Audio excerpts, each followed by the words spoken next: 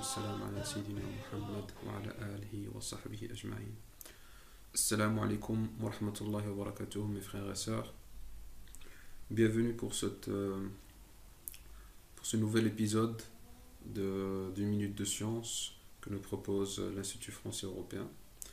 Le thème de ce soir, Inch'Allah, ce sera Laylatul Qadr qui approche à grande vitesse. Et donc il est important de prendre un petit moment pour en parler.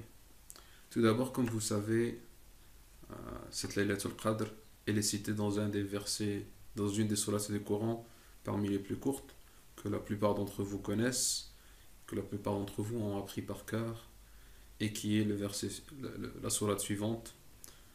Nous l'avons certes fait descendre pendant la nuit d'Al-Qadr, et qui te dira ce qu'est la nuit d'Al-Qadr.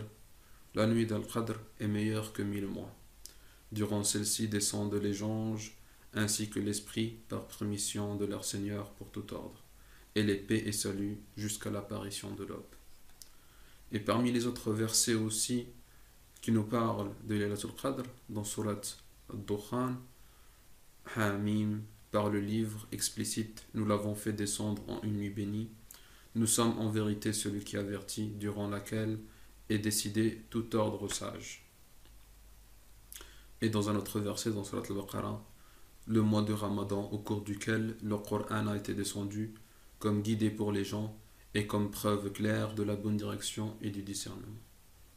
Comme vous voyez, la nuit d'Al-Qadr, la nuit de Laylatul Qadr, est citée à 3 reprises dans le Coran, et ce qu'ils nous ont enseigné dans ces versets du Coran est que cette nuit est une nuit qui se situe dans le mois de Ramadan et qui est une nuit bénie, car cette nuit a vu la descente du Coran.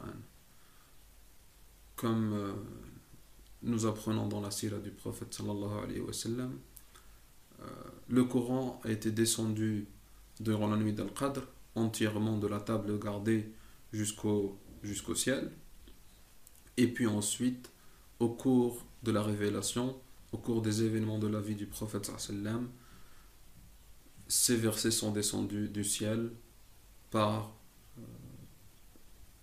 l'archange Gabriel jusqu'au prophète sallallahu alayhi wa sallam en fonction des événements. Et donc, Laylatul Qadr est une nuit très importante car elle est pour nous la naissance, en plus de la naissance du prophète sallallahu alayhi wa sallam, elle est la naissance, ou plutôt la descente pour nous de cette guidée qui est le Coran, qui est ce livre qui illumine toute notre vie, qui est la parole d'Allah Azza wa Jal, et par lequel nous connaissons l'ensemble des choses que le musulman doit faire et que le musulman doit éviter, l'ensemble des choses qui plaisent à Allah et l'ensemble des choses qui relèvent aussi de notre vie future. Ce Coran qui est une guidée pour nous a été descendu en cette nuit, et Allah subhanahu wa ta'ala a fait, pour honorer cette nuit et pour honorer le Coran, il a donné un mérite pour cette nuit-là qui est différent des autres nuits, qui a fait en sorte que cette nuit-là, elle vaut 1000 mois. Une nuit qui vaut plus de 1000 mois. Et donc le musulman qui est attentif au bienfait d'Allah Azza wa Jal ne peut pas passer par cette nuit-là sans s'y attarder. En effet, nous connaissons dans un hadith du prophète sallam où il nous enseigne que il y a dans les jours de votre existence des bris spirituels. Exposez-vous à ces bris spirituels, il se pourrait que par l'une d'entre elles vous ne soyez plus jamais malheureux, c'est-à-dire que vous soyez parmi les gens du paradis.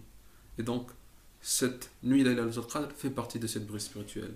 Si nous nous exposons, si nous nous préparons correctement, et si vous avez suivi les différentes interventions des différents professeurs de l'IFE et de Cheikh Suleiman, nous vous appelons à nous préparer pour Ramadan dès le mois de Rajab, et nous appelons à nous préparer pour Laylatul Qadr dès le début du mois de Ramadan, et pour on va dire ce dernier tiers de Ramadan, ces 10 derniers jours où se trouve Laylatul Qadr, de nous y préparer, parce qu'effectivement si nous sommes prêts, si nous sommes exposés correctement à Allah subhanahu wa ta'ala durant cet instant-là, eh bien nous gagnons l'ensemble des bienfaits de Ramadan, parce que les bienfaits de Ramadan le principal bienfait de Ramadan se trouve la nuit plus que durant le jour.